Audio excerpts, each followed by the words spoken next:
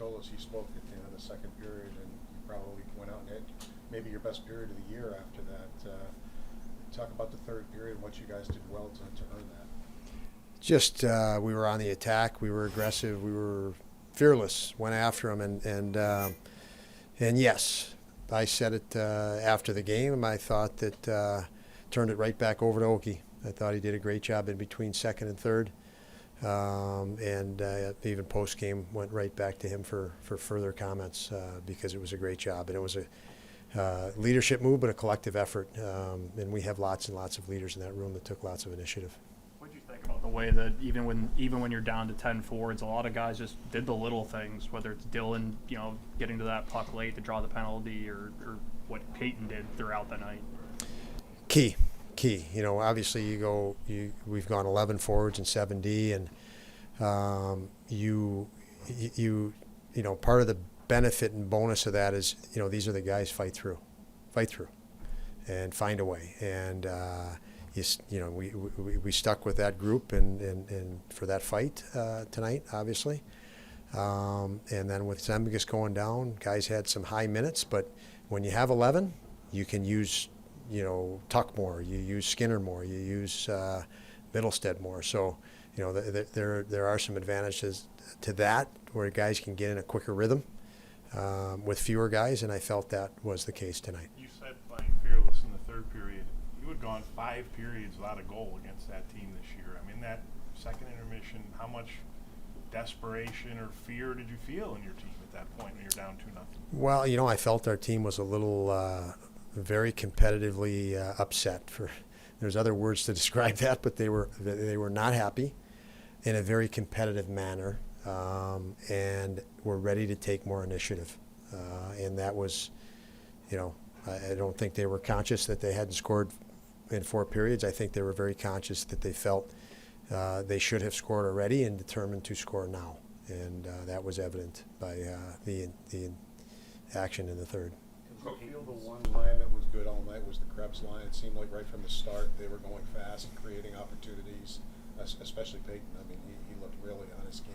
Did you feel they were on it all night? Yeah, I thought all the lines were pretty good tonight, but absolutely that line was certainly elevated, and they generated more tonight. And obviously Kyle with a big goal in the third, Akposo, and yes, they were good. Is there an update on Zemgus? No update. We'll have updates tomorrow. So I didn't get any updates when I walked in yet on anybody. So we'll follow that up tomorrow. What about the Greenway situation? Was that something this afternoon you just decided he couldn't go? Or? Yeah, he couldn't go, and I'll follow up on that one as well as I get more information. Now, you talked today about how you'd have preferred to go 12-6. You explained the 11-7. How close were you to having a recall today when you found out Greenway wasn't playing? Close. I mean, it's obvious we would discuss it. When we're in that situation, you weigh things, and we felt we're in a battle. I mean, you look around the league, teams are in battles. It's early in the year, and we just felt let's just let this group here battle, and it turned out to be that type of atmosphere and game anyway. But to go through that with the guys here was something we chose and with intent, and obviously we're pretty happy with the way it worked out. But yeah, you absolutely think about, should you go 12-6, and you're weighing it both ways. Would you expect a recall for tomorrow? Yes. Coach, tonight we got another effort or another moment to be thankful for tonight. How do you translate that third period into the next 4 games on the road? Being on the road the next 4 games.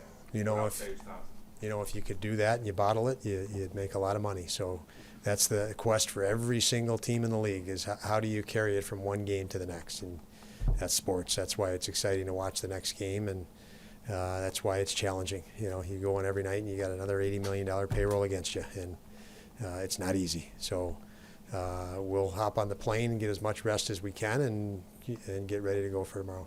We got one on the power play tonight. What was different about how you guys attacked it? We got a big one on the power play tonight, and Joe mentioned attack, and it was that is a mentality We didn't try to pass it in the net. We didn't look for something pretty. And usually when you're very, very intent and aggressive, it ends up being pretty anyway. And that one certainly was.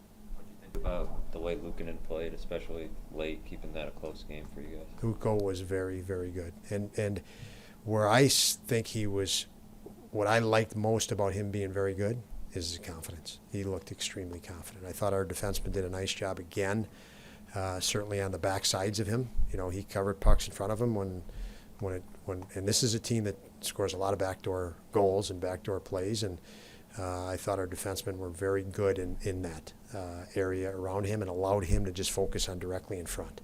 And you can see his confidence in that, knowing the sides are not something he needs to worry about. And, you know, a great job by him and the whole group back there. Have you decided on Eric or Devin, or is that something you decide tomorrow? Tomorrow.